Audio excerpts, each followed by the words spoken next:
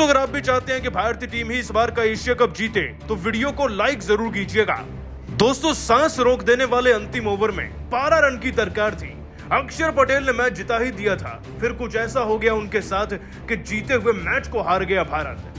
अंतिम पलों का पूरा वीडियो आपको दिखाएंगे, लेकिन उससे पहले आप सभी को क्या लगता है, भारत और पाकिस्तान में एक बेहतर देश कौन है? नीचे कमेंट जरूर कीजिएगा। दोस्तों भारत और बांग्लादेश की टीम के बीच में एशिया कप 2023 का अंतिम मुकाबला खेला गया, उसी स्टेडियम में जहां भारतीय क्रिकेट टीम पहले से ही पाकिस्तान और श्रीलंका को हराकर आ रही थी।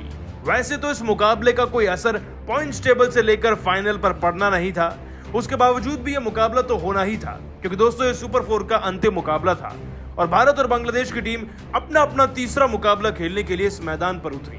मैदान पर उतरकर सबको एक पिक्चर तो साफ लगी कि इस मैदान पर पहले बल्लेबाजी बहुत ज्यादा अनुकूल परिस्थितियों में हो जाती है, अच्छे स्कोर भी बनते हैं, लेकिन इस बार रोहित शर्मा ने सबको अचंभित कर दिया। धोनी की तरह बार बार नए एक्सपेरिमेंट करने वाले रोहित शर्मा ने इस बार गेंदबाजी चुनी और यकीन मानिए दोस्तों, गेंदबाजी में हमारी परफॉर्मेंस कुछ ऐसी थी कि बांग्लादेशी टीम वाकई में हमारे सामने पानी भरती हुई नजर आई। टॉस जीतकर गेंदबाजी चुनकर रोहित शर्मा ने सबसे पहले दोस्तों शमी और शार्दुल ठाकुर की जोड़ी को ही उतारा। नतीजा ये रहा कि सबसे बड़े विकेट शमी और शार्दुल ठाकुर के हाथ ही लग गए, जिनमें लिटन दास, एनामुल व तंजिद हसन भी शामिल थे।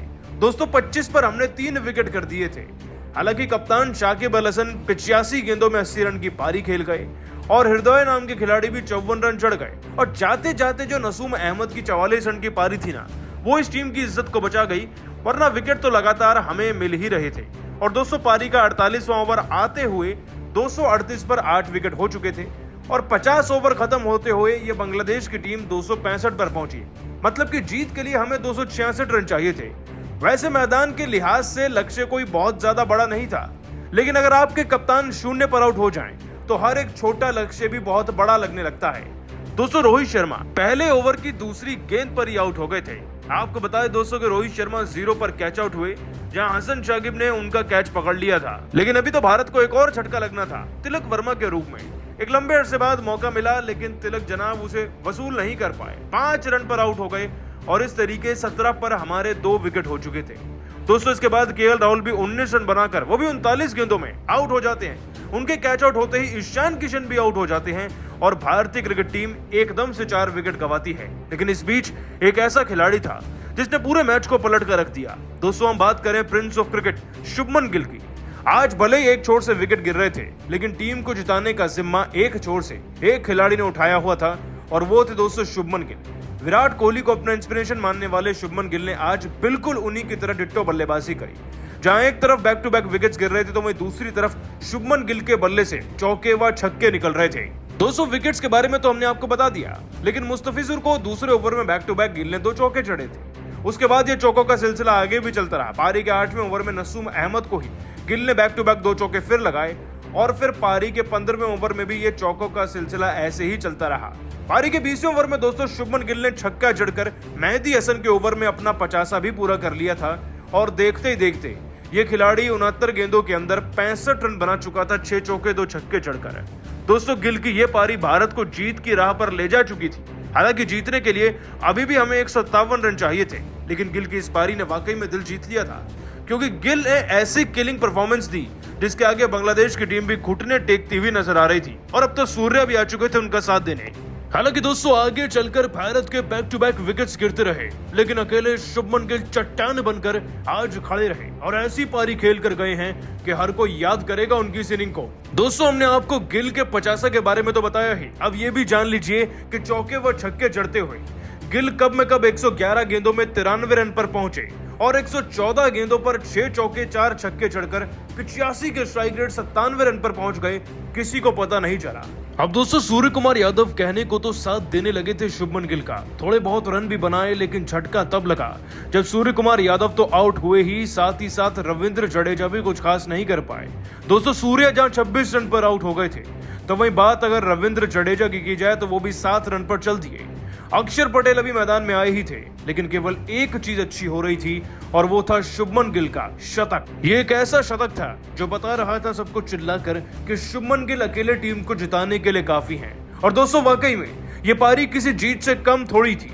एक ऐसा मुकाबला जहां पर बड़े से बड़े हमारे खिलाड़ी आउट होकर जा रहे हैं और शुभमन गिल तंजीम हसन शाकिब की गेंद पर 2 रन लेकर अपना शतक पूरा करते ही हैं और शतक पूरा करने के बाद इसी ओवर में बैक टू बैक 2 चौके भी जड़ देते हैं। दोस्तों अक्षर भी उनका भरपूर साथ दे रहे थे। इधर गिल भी 122 गेंदों में 110 रन बनाकर 8 चौके 4 छक्के जड़ चुके थे। विकेट हमारे पास 4 बचे थे और गेंदे 62 और रन चाहिए थे अब 61 रन। लेकिन दोस्तों गिल के आउट होने के बावजूद भी ऐसा लग रहा था कि अक्षर पटेल आसानी से जिता देंगे, लेकिन आसान चीजें अक्सर केवल दूर से ही आसान नजर आती हैं, परंतु जब मैदान में अक्षर हो तो मुश्किल को भी आसान बनाया जा सकता है। दोस्तों आपको बता दें कि एक वक्त ऐसा आ चुका था कि 23 गेंद में हमें 40 रन चाहिए थे और तभी अक्षर पटेल को रफ्तार पकड़नी थी। उन्होंने मेहदी हसन को बैक टू बैक चौके चढ़े और 48वें ओवर में एक छक्का भी लगा दिया। इसी के चलते दोस्तों अक्षर के 32 गेंदों में 38 रन पूरे होते हैं और अब हमें 12 गेंदों में 17 रन चाहिए थे। जीत की केवल एक उम्मीद नजर आ रही थी, अक्षर पटेल और शार्दुल ठाकुर की पार्टनरशिप। और दोस्तों ऐसा लग रहा था कि यहां से हम जीत जाएंगे, लेकिन तभी वो मनहूस गेंद आ गई जिसने 100 करोड़ भारतीयों के सपनों पर पानी फेर कर रख दिया। दरअसल दोस्तों आपको बता दें कि मुस्तफिजुर की गेंद पर अक्षर पटेल ही आउट हो गए। बस फिर क्या होना था, वहां से हम मुकाबले को हारते चले गए और शार्दुल तो इस ओवर में पहले ही आउट हो गए थे।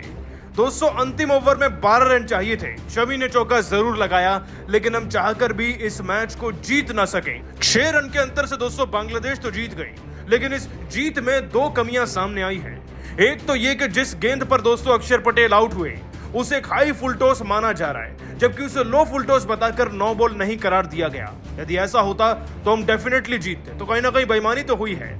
और दूसरी गलती अक्षर पटेल की थी दोस्तों, अगर वो टिक कर खेलते तो हम इस मैच को बड़ी आसानी से जीत जाते। और दोस्तों हार हो या जीत, यहाँ पर शुभमन गिल की जीत हुई है क्योंकि उन्हें मैन ऑफ द मैच का अवार्ड मिला है। लेकिन इस खिलाड़ी के शब्द तो सुनिए। आपको बताया दोस्तों कि मैन ऑफ द मैच बनने के बाद शुभमन गिल ने अपने बयान में कहा, आप जब भी किसी भी मैच में अपने देश के लिए उतरते हैं खेलने के लिए, तो मन में ये नहीं सोचते कि आज शतक लगाना है या दोहरा शतक जड़ना है। बस आपको देश के लिए बेहतर पारी खेलनी होती है। आज की स्थिति कुछ और थी। मैं लगातार देख रहा था कि हमारे विकेट्स गिर रहे हैं, तो पावर प्ले में थोड़ा डिफेंसिव रहा जब तक खिलाड़ियों का साथ नहीं मिला। और जैसे ही मोमेंटम मिलता चला गया, पारी में मेरा भरोसा बिल्डअप होता चला गया, तो अर्धशतक के बाद शतक और शतक के बाद कब वो एक्स्ट्रा 21 रन आए पता नहीं चला। मैं तो केवल देश के लिए अपनी पारी को बेहतर से बेहतर और बड़ा बनाना चाह रहा था ताकि हमें जीतने में आसानी हो। इस बात में कोई शक नहीं कि इस पूरे टूर्नामेंट में सभी खिलाड़ियों ने बहुत मेहनत करी है और शायद तभी हम इस मैच में हम फाइनल में पहुंच गए हैं। लेकिन इसका मतलब ये नहीं कि इस मुकाबले की हार और जीत हमारे लिए मायने नहीं रखती थी। हमें हर हाल में जीतना था और अपनी टीम को जिताने के लिए चाहे किसी भी पारी को अंजाम देना हो, मैंने बस एक खिलाड़ी के तौर पर वही किया। मुझसे बेहतर भी हमारी टीम में रोहित और कोहली भाई हैं, जिनकी गाइडेंस के अंदर ही शायद आज मैं इतनी बढ़िया पारी खेल सका। जितना ये अवार्ड मेरा है उतना ही उन दोनों का भी और हमारी पूरी टीम का भी, क्योंकि अब हमें फाइनल भी जीतना है। उम्मीद करता हूं बस हमारी बल्लेबाजी ऐसी ही चलती रहे और सौभाग्यपूर्ण हम इस बार का एशिया कप भी जीते। दोस्तों शुभमन गिल वाकई में प्रिंस ऑफ क्रिकेट कहलाने लायक हैं। एशिया कप में शतक लगाना, वो भी ऐसे मौके पर जब भारत के विकेट गिर रहे हों, अपने आप में बहुत बड़ी बात है। तभी तो दोस्तों विराट कोहली और रोहित शर्मा खड़े होकर ताली बजा रहे थे इनके लिए। वैसे आप गिल की पारी को 10 में से कितने नंबर देंगे नीचे कमेंट करके जरूर बताइएगा और सब्सक्राइब भी कर लीजिए हमारे YouTube चैनल को। धन्यवाद।